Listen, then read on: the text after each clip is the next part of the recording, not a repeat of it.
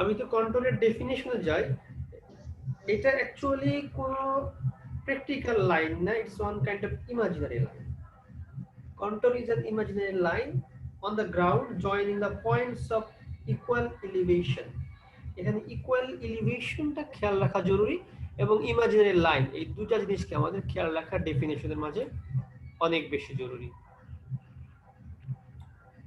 Imaginary line এই জন্য বললাম যে বাস্তবে ওই অবজেক্টে এমন ওই যে লাইনটা আমরা দেখাবো এরকম কোনো লাইনের এক্সিস্টেন্স বা অবস্থান নাই, কিন্তু এই জিনিসটাকে ফুললি এক্সপ্রেস করার জন্য আমাদেরকে ওই লাইনগুলোকে কল্পনা করতে হবে। তাহলে লাইনের নেচারটা কেমন হবে? Equal elevation.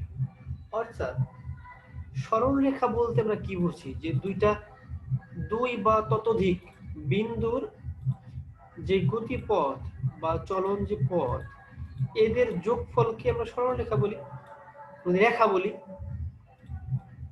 G sir.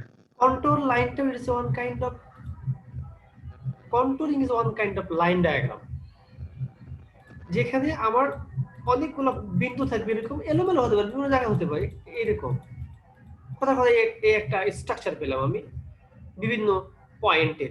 But এখানে এদের মাঝে একটাই মিল আছে, সেটা হলো এই প্রত্যেকটা বিন্দুর elevation in terms of any datum line, যে কোনো ডেটাম লাইনের সাপেক্ষে অর যে কোনো বেঞ্চমার্কের সাপেক্ষে অর যে কোনো রেফারেন্স লাইনের সাপেক্ষে প্রত্যেকটা পয়েন্টের ইলিভেশন হচ্ছে ইকুয়াল।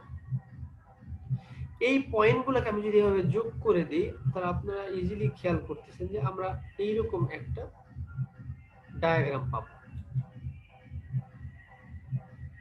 এটা দ্বারা এটা বোঝাচ্ছে এই লাইনের যে কোনো পয়েন্ট, প্রত্যেকটা পয়েন্টের এলিভেশন সেম। আপনারা ফিজিক্সে পড়ছেন আইসোথার্মাল লাইন। আইসোথার্মাল লাইন মানে কি? এরকম যদি হয় একটা লাইন, এই লাইনের প্রত্যেকটা পয়েন্টের টেম্পারেচার সেম, এটাকে আমরা বলি আইসোথার্মাল লাইন। আইসোবার লাইন, এটা তার কি বোঝায়? মনে করেন একটা আইসোবার লাইন এরকম হলো,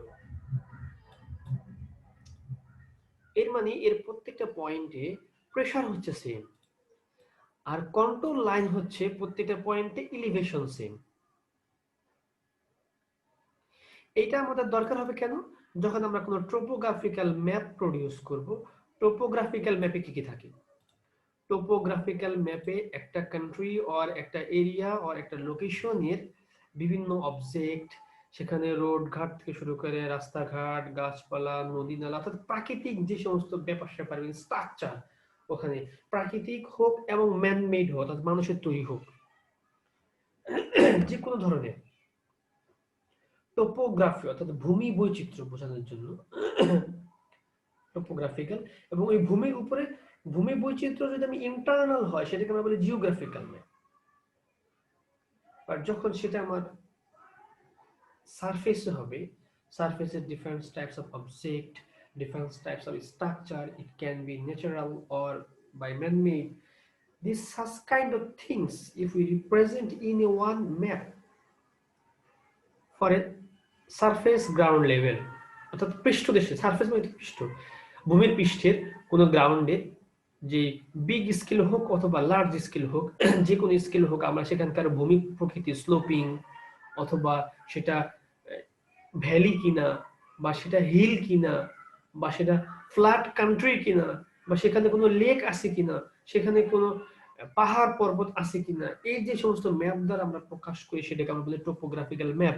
আর এই টোপোগ্রাফিক্যাল ম্যাপের রিপ্রেজেন্টেশনকে অনেক বেশি ইজি করে এবং ফ্রুটফুল এবং মিনিংফুল এন্ড সিগনিফিক্যান্ট করে তোলে কন্ট্রোল ম্যাপ।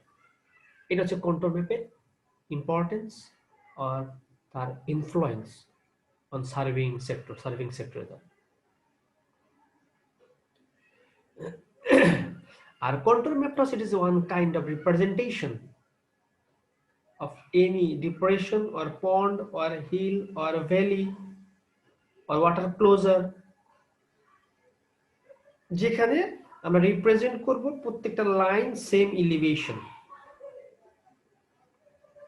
সেখানে অনেকগুলো লাইন থাকতে পারে, বিভিন্ন লাইন বিভিন্ন এলিভেশনে থাকতে পারে।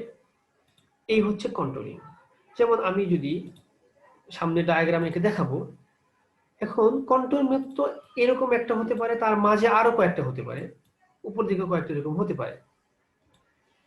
তাহলে এদের প্রত্যেকের মাঝে কি একটা নির্দিষ্ট দূরত্ব থাকবে, না আমরা আমাদের মন মতো করে দিয়ে নেব? এর মাঝে অবশ্যই একটা দূরত্ব থাকবে, সেটাকে আমরা বলি হরাইজন্টাল ইকুইভ্যালেন্ট। এটাকে আমরা বলি হরাইজন্টাল ইকুইভ্যালেন্ট। আর এই পয়েন্টের মান যদি 100 হয়, কথা 10 হলো, এটার মান হলো 20। তা এলিভেশন মানে কি? ভার্টিক্যাল হাইটের ডিফারেন্স, এটা হচ্ছে এলিভেশন। তাহলে এই দুটার মাঝে একটা যদি 20 হয়, একটা যদি 10 হয়, ভার্টিক্যালি এদের মাঝে গ্যাপ কতটুকু? 10। তাহলে এই যে vertical distance between any two consecutive control, consecutive মানে মনে রাখতে হবে আপনাকে, একটার পর একটা, একটার পর একটা, একটার পর একটা।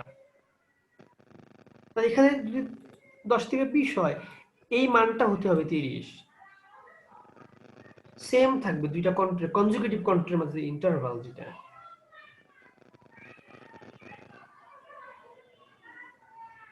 এটা কম বেশি হতে পারে অনেক সময়, হরাইজন্টাল ইকুইভ্যালেন্ট সেম থাকে। বাট এই যে দুইটা কনজিকিউটিভ পয়েন্টের মাঝে যে ডিফারেন্স থাকে, এখান থেকে ধরে নিলাম কথার কথা এখানে আমাদের 25 আছে, যদি 5 হয় তাহলে এটা একটা ভার্টিক্যাল ডিফারেন্স। এই যে ভার্টিক্যাল ডিফারেন্স এই টু কনজিকিউটিভ পয়েন্টস, এটাকে আমরা বলবো কন্ট্রোল ইন্টারভাল।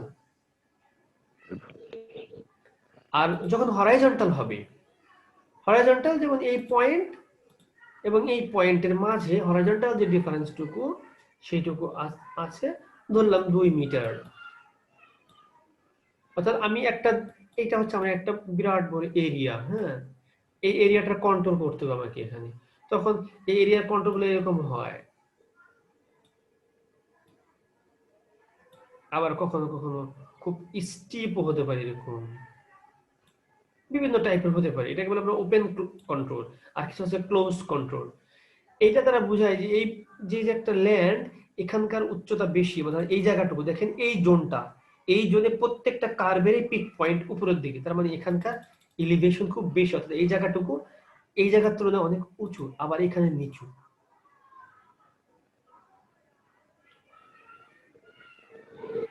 তাহলে এদের মাঝে ভার্টিক্যাল গ্যাপ আমি কিভাবে পাবো? এটার মান যদি 10 হয়, এটার মান যদি 20 হয়, যেটা আমি এখানে দেখাইছি, তাহলে ভার্টিক্যাল এলিভেশনের যে ডিফারেন্স, সেটা হচ্ছে আমার ভার্টিক্যাল ইন্টারভাল অথবা কন্ট্রোল ইন্টারভাল। কিন্তু হরাইজন্টালি দুইটার মাঝে একটা গ্যাপ থাকবে না আমার? হরাইজন্টাল যে গ্যাপ বা হরাইজন্টাল যে ডিসটেন্স, এইটাকে আমরা বলতেছি হরাইজন্টাল ইকুইভ্যালেন্ট।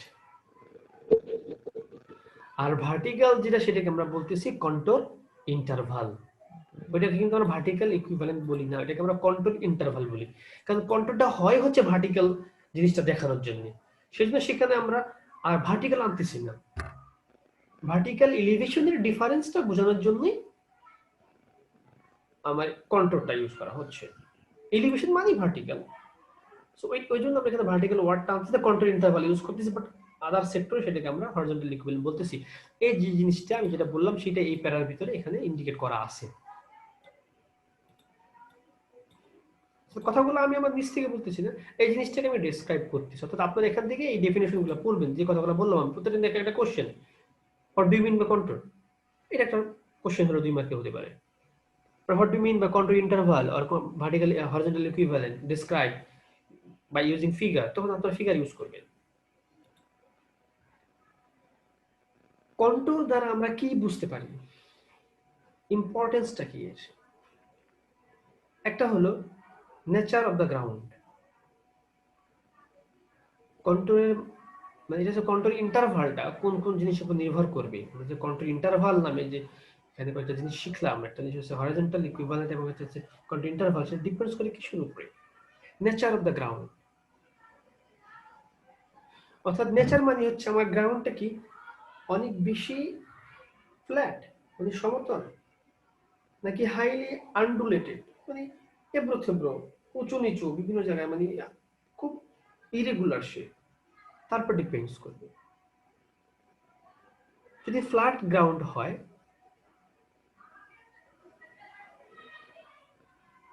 তাহলে আমার কন্ট্রোল ইন্টারভালের মানটা একরকম হবে। আবার যদি আমার সেটা ফ্ল্যাট নয় হিলি হয় তাহলে কন্ট্রোল ইন্টারভালের মানটা একরকম হবে। যদি ফ্ল্যাট হয় তাহলে ইন্টারভাল অনেক বেশি হবে। কি জন্য বেশি হবে? কারণ ফ্ল্যাট মানে হচ্ছে যে আমি এই একটা যদি এরিয়া হয় এটা যদি খুব ফ্ল্যাট হয়, অর্থাৎ এখানকার এলিভেশনের মান যা এ প্রান্তের মান যদি 100 হয় এখানকার মান হচ্ছে 100.5, তাহলে এর পয়েন্টের মাঝে আরো অনেক কম ভেরিয়েশন হবে। তাহলে এই প্রত্যেকটা লাইনের আমি যখন আঁকবো মোরাললেস সেম স্ট্রেট লাইন হয়ে যাবে, যেহেতু এদের মধ্যে গ্যাপ, এলিভেশনের গ্যাপ কম, তাই ডিফারেন্সটা কম হবে, একই লাইন দিয়ে বোঝানো যায় সেটাকে। সেই জন্য আমরা এর মধ্যে গ্যাপটা বেশি দেবো, কারণ ইন্টারভালটা অনেক বেশি হবে।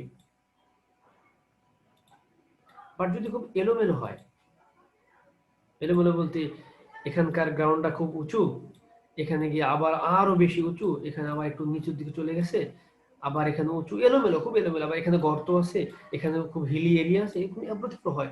তখন আমাকে প্রত্যেকটা পয়েন্টের, অর্থাৎ আমি এই জায়গাটাকে যদি এক্সপ্রেস করতে চাই রাইটলি, তাহলে আমাকে কিন্তু প্রত্যেকটা মানে ইন্টারভাল অনেক বেশি নিতে হবে, এই জন্যে যে প্রত্যেকটা পয়েন্টের নেচার আলাদা আলাদা হচ্ছে। নেচারটাকে ফুললি এক্সপ্লেইন করার জন্য আমার ইন্টারভ্যালটা কম দিতে হবে। অর্থাৎ যদি হোমোজেনাস হয় কোনো একটা জিনিস, হোমোজেনাস হইলে যেমন আমার কাছে 20 পদের আম আছে, সবগুলো ল্যাংড়া আম, তাহলে কি এক কথায় উত্তর। বাট 20 পদের আমের ভিতরে যে 10টা ক্রাইটেরিয়া ভেরিয়েটি থাকে, এবং আপনি যদি কেউ লিস্ট আপ করতে বলে যে লিস্ট করো কয় পদে কোনটা আম আছে, যদি সবই ল্যাংড়া থাকে বলবেন কি ল্যাংড়া, এক লাইনে শেষ। বাট যদি 10টা আইটেম থাকে তাহলে আইটেম নাম্বার 1 খিরসাপাতি 2টা, আইটেম নাম্বার 3 মোহনভোগ বা কুমারভোগ একটা, আইটেম নাম্বার আইটেম বাড়াইতে হচ্ছে। এখানে যেমন আইটেম বাড়তেছে, ঠিক কন্ট্রোলের ক্ষেত্রে কন্ট্রোল লাইন বাড়বে। যত বেশি এলোমেলো হবে, যত বেশি এরিয়াটা আনডোলেটেড হবে, হিলি হবে, তত বেশি আমার লাইন দরকার হচ্ছে। যত বেশি লাইন দরকার হবে অল্প জায়গার ভিতরে, তত বেশি কি আমার স্পেসিং কম হয়ে আসবে। আর যদি একই রকম হয় তাহলে স্পেসিং অনেক বেশি হবে, অর্থাৎ ইন্টারভাল যেটা সেটা বেশি হবে। এটা হচ্ছে নেচার অফ দ্য গ্রাউন্ড নির্ভর করবে। স্কেল অফ দ্য ম্যাপের স্কেলিং এর উপর নির্ভর করবে। অর্থাৎ স্কেল যদি আমার কি হয়, control interval should be inversely proportional to the scale. Scale যদি ছোট হয় কন্ট্রোল ইন্টারভালটা বড় হবে, স্কেল যদি বড় হয় কন্ট্রোল ইন্টারভালটা ছোট হবে। লার্জ স্কেল এবং স্মল স্কেল আপনারা বুঝেন, 1/100 আর 1/1000, এই লার্জ স্কেল কোনটা এবং স্মল স্কেল কোনটা? 1/100 হলো লার্জ স্কেল, Yes, বাকিটা হলো exactly. small। 1/100 এখানে লার্জ স্কেল, 1/1000 এটা স্মল স্কেল। বাট আমি যদি এখানে আবার 1/10,000 দিয়ে দিই, তখন আবার কিন্তু আমার 1/1000 এটা হচ্ছে লার্জ স্কেল, এটা হয়ে যাবে স্মল স্কেল। কম্পারেটিভলি দুইটার মাঝে কিন্তু এদের একটা ডেফিনেশন বাউন্ডারি আছে যে এত বেশি হওয়া যাবে না স্মল স্কেলের ক্ষেত্রে, মানে লার্জ স্কেলের ক্ষেত্রে, বা স্মল স্কেলের ক্ষেত্রে এত কম হওয়া যাবে না, এরকম একটা ব্যারিয়ার আছে। তাহলে স্কেল যখন লার্জ হবে তার মানে জায়গা তখন সেখানে আমার অল্প, এটা যখন স্মল হচ্ছে তার মানে অনেক বড় জায়গা নিয়ে আমি কাজ করতেছি। স্মল যখন হবে তখন কোনটা ইন্টারভাল আমার বেশি নিতে হবে, কারণ অনেক বড় একটা জায়গায় আমি কাজ করতেছি। আমি যদি অনেক ক্ষুদ্র ক্ষুদ্র ইন্টারভাল নেই আমার ম্যাপটা অবশ্যই অনেক বেশি অ্যাকুরেট হবে। কিন্তু আমি যদি আবার এত বেশি নিই, বিয়ন্ড দ্য লিমিট, এক্সেস হয়ে যায়, এক্সেস লিমিট নিই, মানে ইন্টারভাল বেশি, অনেক বেশি, এতে কাজ আমার খুব কষ্ট হবে, আমি টিডিয়াস হয়ে যাবে। এইটার জন্য আমাদের রিকগনাইজেশন সার্ভে দরকার হয়। অর্থাৎ কোনো সার্ভে করার আগে আমি যখন রিকগনাইজ করবো, আগে গিয়ে দেখে আসবো তখন তার নেচার কেমন, ওই জিনিসগুলোর উপর দেখে আমাকে স্কেলটা ডিফাইন করতে হবে। একটা কমিটি নিয়ে একটা টিম থাকে প্ল্যান করার সময়, ম্যাপ করার সময়, ওই টিমের ডিসিশনের উপর ভিত্তি করে যে এই এরিয়া এখন যদি 5টা ভাগ হয় তাহলে এটা এক্স্যাক্টলি জিনিসটা আসবে। যেমন আপনারা যদি নিউমেরিক্যাল পড়ে থাকেন তখন দেখবেন যে যত বেশি আপনারা ইন্টারভাল নেবেন, অথবা আপনারা যখন গ্রাফ পেপার প্লট করেছেন কোনো কার্ভের ক্ষেত্রে, কার্ভে আমরা যেমন এই দুইটা পয়েন্ট, এটা একটা যদি কার্ভ হয়, হ্যাঁ কার্ভের হলো না, মোটামুটি স্টাডি হয়ে গেল। আমি তো কার্ভ ড্র করি, মনে করেন যে এইরকম একটা কার্ভ। আপনি এই কার্ভের করলেন কি, 3টা পয়েন্ট নিলেন, ফার্স্ট পয়েন্ট, লাস্ট পয়েন্ট, মাঝের পয়েন্ট, এটা থেকে কার্ভ হবে, এটা জয়েন করলে এরকম স্ট্রেট লাইন হয়ে যাবে। কিন্তু 3টা না নিয়ে যখন আপনি আরো 2টা বাড়াবেন, 5টা করবেন, তখন এখানে একটা নিলেন, মাঝে এই পাশে একটা আর এই পাশে একটা, এই পাশে একটা, 6টা করলে তখন বোঝা যায় এটা একটু বাঁকা হয়ে যাবে এরকম। এবার যত পয়েন্ট বাড়াবেন তত কার্ভটা দেখতে সুন্দর হবে, বা যত পয়েন্ট বাড়বে তত আপনার কাজ বাড়বে। এই জন্য অপটিমাম একটা ভ্যালু আপনাকে সিলেক্ট করতে হবে, সেটা ডিপেন্ডস করবে স্কেলের উপরে, স্কেলে ইনভার্সলি হবে। একটা নির্ভর করে purpose and extend of the survey, পারপাসের উপরে নির্ভর করবে যে আমি কোন পারপাসে সার্ভেটা করতেছি। Mainly control interval largely depends করে পারপাসের উপরে। এটা সার্ভেয়ারের পারপাস, কোন পারপাসে আমি সার্ভেটা করতেছি। যেমন এখানে একটা एग्जांपल আছে, if the survey is intended for detail design for a acquire earthwork calculation. যেমন আমি জমি অ্যাকোয়ার করব, আর্থওয়ার্ক ক্যালকুলেশন করব, অ্যাকুরেসি অফ দ্য আর্থওয়ার্ক, অথবা আমাকে অ্যাকুরেসি বেশি লাগবে, অথবা আমি যখন কোনো জায়গা একটা রিজার্ভার বা ড্যাম যখন আমি অ্যাকোয়ার করে সেখানে কাজ করি কোনো কোনো ক্ষেত্রে, আমার জায়গার অ্যাভেইলেবিলিটি কেমন সেটার উপর ডিপেন্ডস করবে।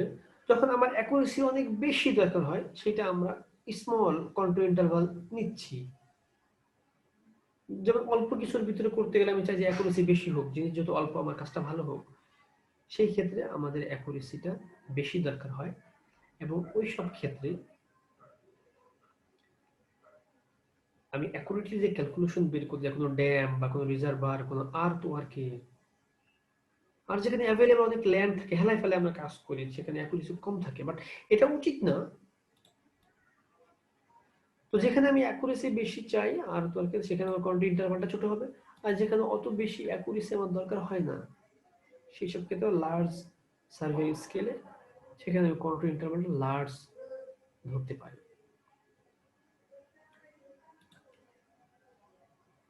Time and expense of field and office work. এখন আরেকটা ক্রাইটেরিয়া আছে, দেখতে পাবো আমাকে টাইমের উপরে, আমার টাইম কেমন, আমি যে সার্ভেটা করব সেখানে কতটুকু সময় পাবো, এবং আমার ফিল্ড অ্যান্ড অফিস ওয়ার্ক মিলে কতটুকু এক্সপেন্স সেখানে হবে। ইফ টাইম ইজ অ্যাভেলেবল, যদি টাইম অনেক বেশি হয় তাহলে আমি স্মল ইন্টারভাল নিব। If time is available is less, time availability is less, যদি অ্যাভেলেবিলিটি কম হয় তখন আমি সেখানে বড় বড় ইন্টারভাল নিব। বড় বড় ইন্টারভাল নিয়ে তাড়াতাড়ি কাজ শেষ করে চলে যাব। একই কথা, যদি আমার বাজেট খুব বেশি থাকে তখন আমি কাজটা অ্যাকুরেসি ভালো করে করব, সুনিপুণ, যেটাকে আমরা সুনিপুণ বলি, সুনিপুণভাবে কাজটা করব, সেক্ষেত্রে আমি ইন্টারভালটা ছোট ছোট নেব। আবার যেখানে আমি দেখবো আমার অ্যাকুরেসি, মানে আমার বাজেট কম, তখন তার মানে আমার অ্যাকুরেসি কম দরকার হচ্ছে, অথবা আমার সময় কম, তখন আমি কাজটাকে ইন্টারভালটাকে বাড়াই দিয়ে যাবো। তবে সেটা আমি আর মন মতো দিতে পারবো না। এখানে একটা দেখেন টাইপ দেওয়া আছে, স্কেল অফ ম্যাপ, ম্যাপের স্কেলের উপরে, টাইপ অফ গ্রাউন্ডের উপরে বেসিস করে কন্ট্রোল ইন্টারভাল দেওয়া আছে। যদি লার্জ স্কেলে হয় এবং ফ্ল্যাট গ্রাউন্ড হয়, ফ্ল্যাট 0.2 থেকে 0.5, রোলিং হলে, মানে রোলিং মানে যে উঁচু নিচু বন্ধুর এলাকা যেটাকে আমরা বলি, সেখানে 0.5 থেকে 1। আবার যদি হিলি হয় সেখানে আমরা 1 নিতে পারি, 1.5 or 2। এটা হচ্ছে আমাদের লার্জ স্কেল। এই স্কেলটাকে কনভার্ট করতে কত আছে এখানে, 1 centimetre is 10 metre. It means that 1/10 into 100 মানে 1000, 1/1000। এটা যে লার্জ স্কেল, সেখানে আমাদের হচ্ছে এই ভ্যালুগুলা, সরি এইটুকু। এবং ইন্টারমিডিয়েট স্কেল, যেটাকে আমরা 1 to 10 to 10 মিটার। 10 মিটার মানে হচ্ছে 100 into 100 10,000, 1/10,000 যদি হয়, এটা ইন্টারমিডিয়েট রেঞ্জ অফ স্কেল বলা হয়। সেই রেঞ্জের ভিতরে যদি হয়, আর যদি ফ্ল্যাট এরিয়া হয়, ফ্ল্যাট এরিয়া হলে 0.5, 1 or 1.5, রোলিং হলে 1, 1.5 or 2, আর হিলি হলে 2, 2.5, 3। আর যদি স্মল স্কেল হয় তাহলে সেই ভ্যালুটা 1 to 3 হবে, এবং রোলিং হলে 2 to 5, আর হিলি হলে 5 to 10। আর যদি মাউন্টেনিয়াস হয়, অর্থাৎ শুধু হিল না, মাউন্টেন বড় বড় পর্বত এরিয়া, সেখানে আমাদের 10, 25, ইভেন 50 পর্যন্ত কাউন্ট হতে পারে। স্যার 10 মিনিট ব্রেক দিলে মনে হয় একটু ভালো হতো। হ্যাঁ, আমি এখনই ব্রেক দিব। হচ্ছে নামাজের জন্য আমরা এই পর্যন্ত থাকলো, আমাদের কন্টিনিউ ইন্টারভাল পর্যন্ত। পরের অংশটুকু যাবো, এখান থেকে শুরু করবো।